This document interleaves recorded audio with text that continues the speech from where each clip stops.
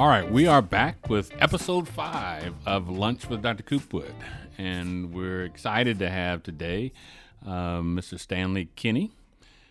Is that right? Yes, sir. All right, Mr. Stanley Kinnie, who works in IT, as our guest today, and we're highlighting employees throughout the organization to talk about one of our specific premier behaviors.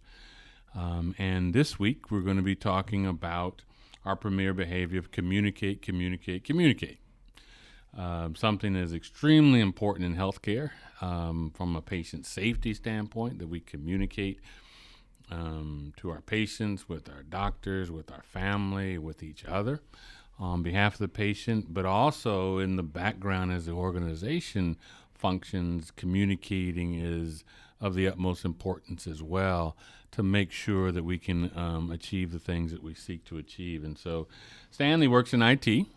He's the guy that shows up when you turn on your computer and it's frozen, and you're pulling your hair out. See, I've had a lot of frozen computers. You're pulling your hair out and need someone to come quick, and Stanley is that guy. He and his team are the people who show up to help us get things back on track. So we're just going to have a conversation today that kind of lets us know a little bit more about you, but also how communication and the importance of communication falls within your work. Ready? Yes, sir. All right. First, how long have you worked at Regional One Health? I've been working here just almost at a year. Okay, very good. And we're excited to have you and part of that team. So what does a typical day look like for you? Do you get out of your car, you're geeked about coming to work, and sit down at your desk for the first hour to get yourself organized? Is that how your day goes, or is it somewhat different? It's somewhat different. Most of the time I meet somebody in the hallway and they'd say, "Hey, Stanley, computer's broke today. Can you come look at it?" And I was like, as soon as I set down my bag, I'll be over. And it starts, and I go over there and find somebody else that needs assistance as well, and just continue throughout the day.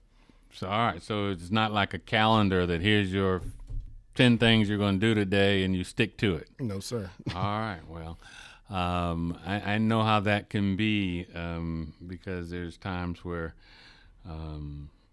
my computer hasn't worked and I've called someone and they flip it on and push the on button and then they're off where they are. How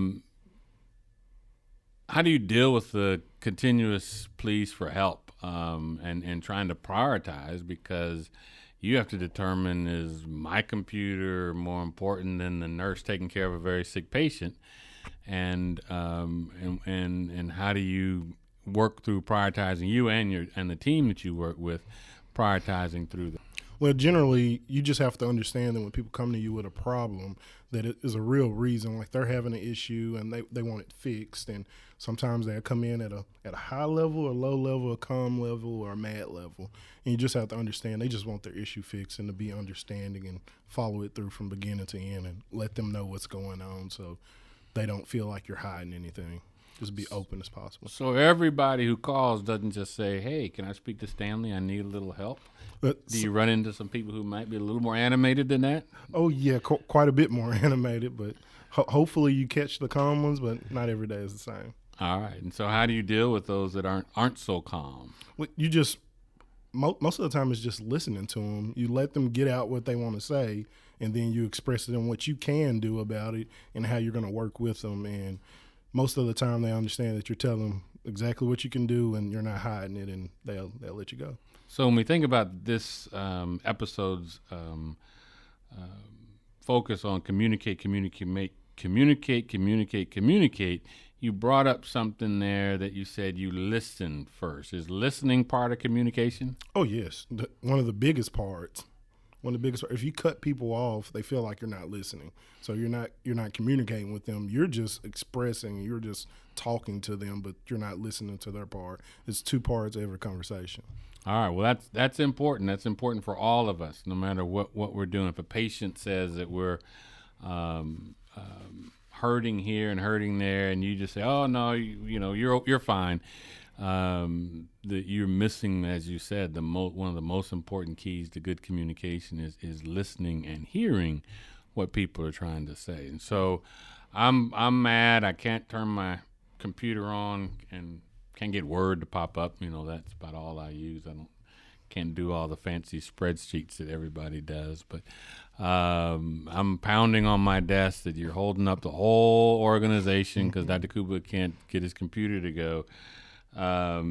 You'll let me rant for a while to get it out and take it out on IT, which is always, and then do you take that personal, or do you realize that this is not about you? It's about my frustration and probably some degree of my ignorance in managing the computer.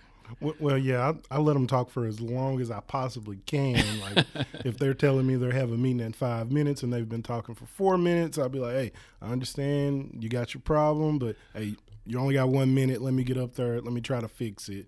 And you can express it to me while we're up there working together. Even if we're a little late for a meeting, I'll show you I'm up here with you. I'm late too. You'll see me sweating with you, and we'll get through this together. And generally, after we get it working, everybody's understanding, and most of the time you get a nice apology. Like, I know I was coming off a little extra, but I'm glad that you came up here and fixed it quickly. And that's important, because if you cut me off or tell me what I can't do and know this isn't, I'm just going to escalate my frustration and probably break some of the other premier behaviors. So it's important that we do all those things and we communicate. So I hear you're a Mac guy. Yep. And Dr. Croce loves Mac, so I'm sure you've been in his office more you've been in mine.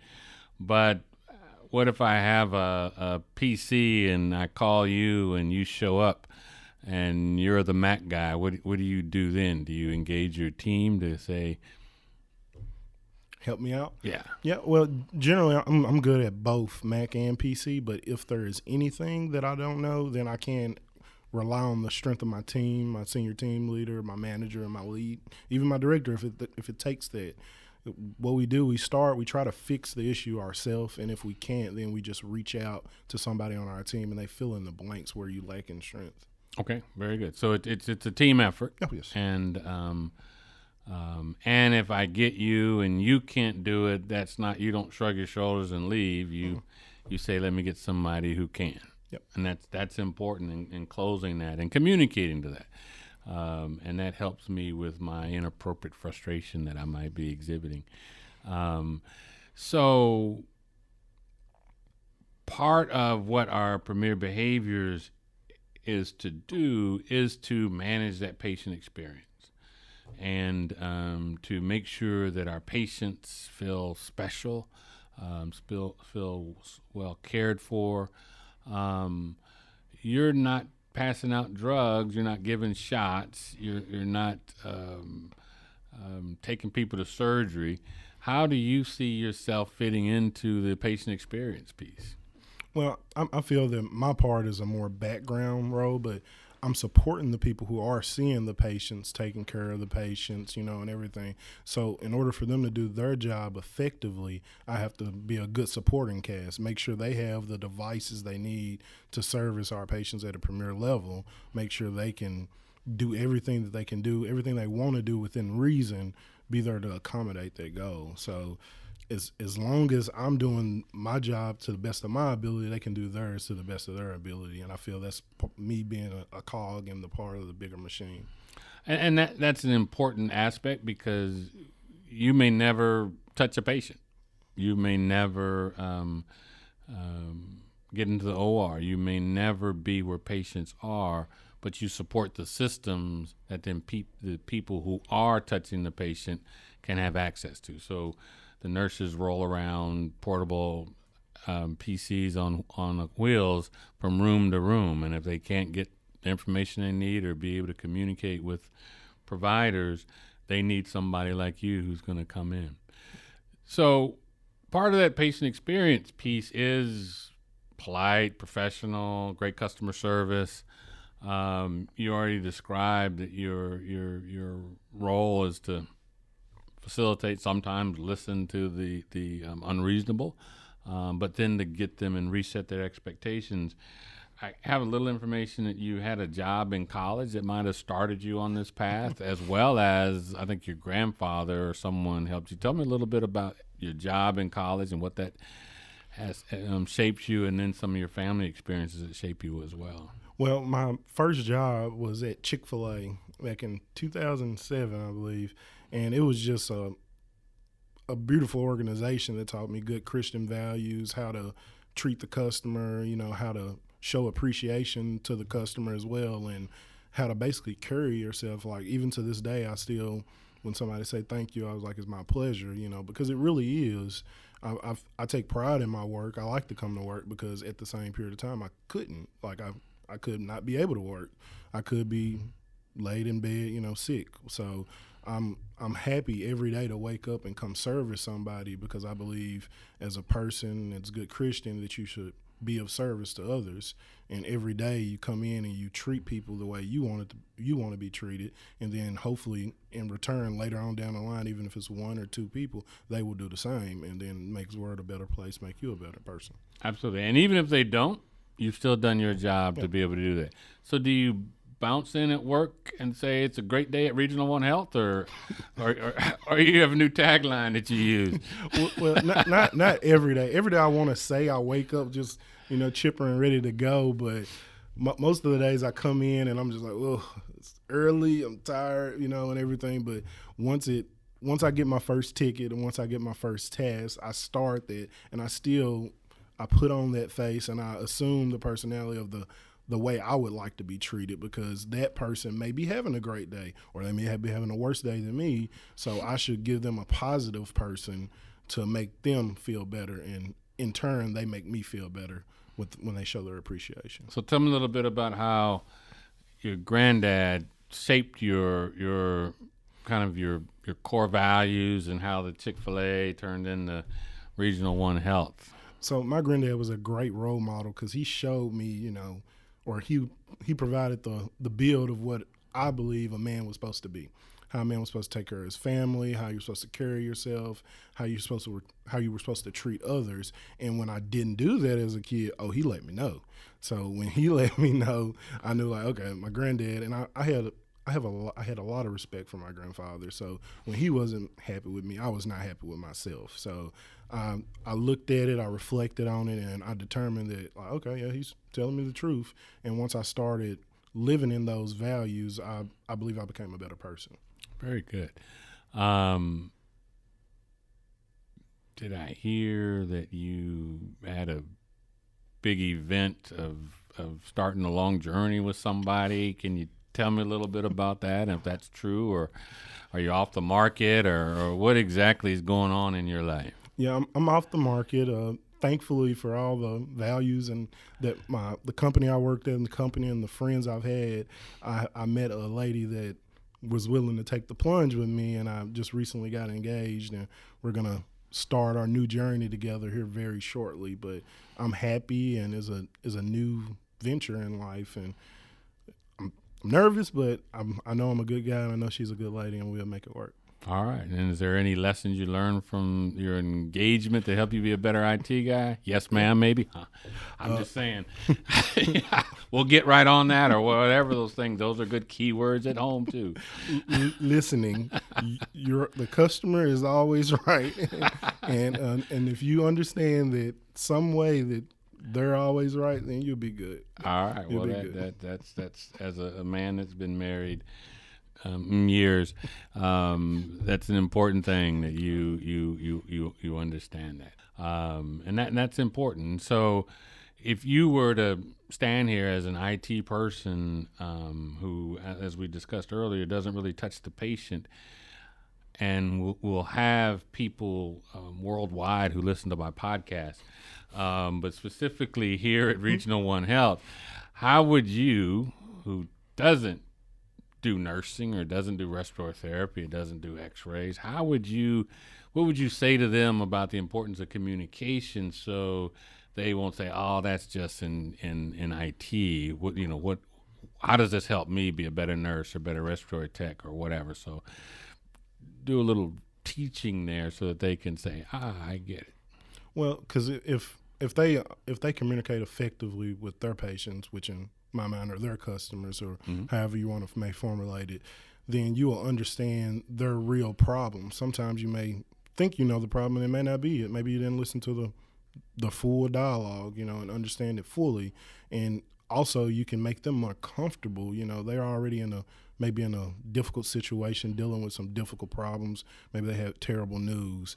And with us being emotional, it just maybe take a little kindness and a little communication to make that person feel better. And that may make their day, make their life, whatever.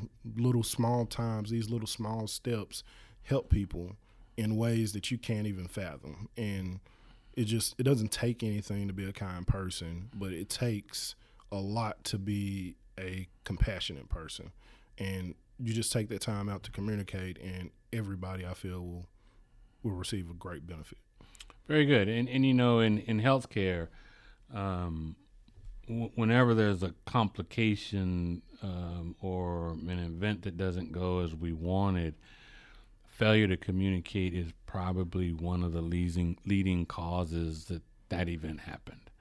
And your explanation of the value of communicating, the value of listening to hear, not yeah, okay, oh yeah, but listening to hear will help so much in that patient experience, helps so much for us to elevate this hospital to the premier status that we're looking to do.